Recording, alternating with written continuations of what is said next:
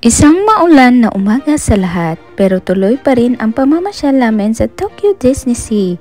Kahit maulan, maaga kaming gumayak. Alas 7 pa lang ng umaga ay nandito na kami sa harap ng Disney Sea para pumila. Pagkapasok namin sa loob ay chinek agad namin ang standby pass sa Fantasy Springs kasi yun yung goal talaga namin ang makapasok. May na-upload na akong vlog sa Fantasy Springs journey namin.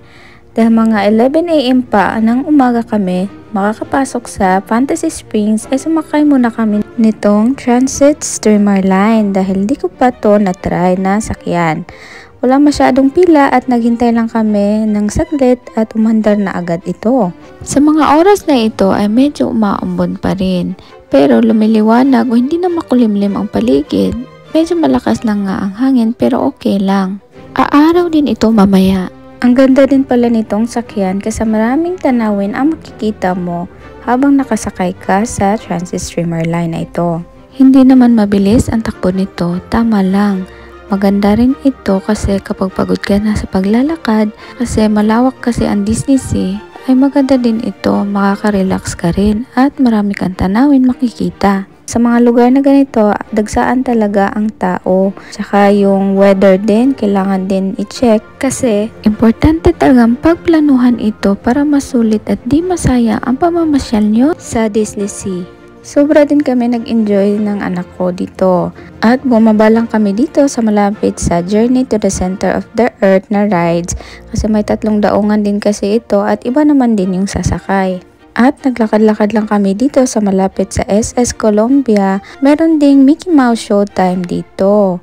At yung anak ko ay nakikisayaw na rin siya. Sobrang tuwa niya kasi nakita niya si Mickey at Minnie Mouse. Pagkatapos ay may Halloween boat show din ang Mickey Mouse at Minnie Mouse. Dito malapit sa Mediterranean Harbor. Sobrang dami ding tao ang nakisaya at nanood ng Halloween boat show ng Mickey and Minnie Mouse. Sobrang cute nilang tingnan sa Halloween costume nila at nag-enjoy din kami sa panonood sa kanila.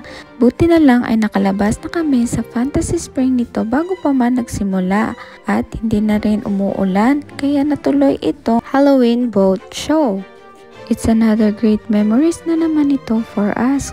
That's why I wanted to share it to you through this vlog. Isa din ito sa pangarap ko nung bata ko at ngayon ay natupad ko na. Just keep on manifesting. Malay nyo someday makakarating din kayo dito.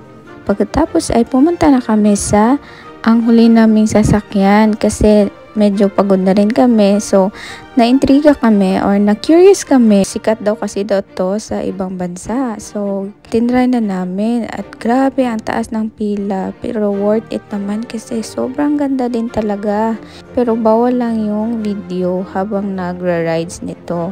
At hindi nga kami nagkamali para talaga kaming lumilipad sa 3D effect ng monitor. Pati anak ko medyo may gulat factor pero nagising siya dito. Gabi na nakalabas kami. Hindi na kami nanood ng last show na may fireworks kasi medyo napagod na rin kami. Masakit na rin yung mga paa namin. Tumatanda na talaga ata ako, charis.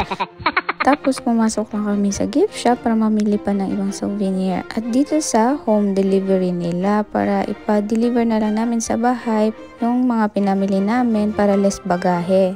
Ginabi na kami sa paggagala, pagod man pero sobrang saya ng travel namin sa Disney Sea. Sana nag-enjoy din kayo kasi na-tour ko kayo sa Disney Sea. Good luck din sa trip nyo sa Disney Sea. Enjoy din paminsan-minsan. Salamat palagi sa suporta. Oyasumi!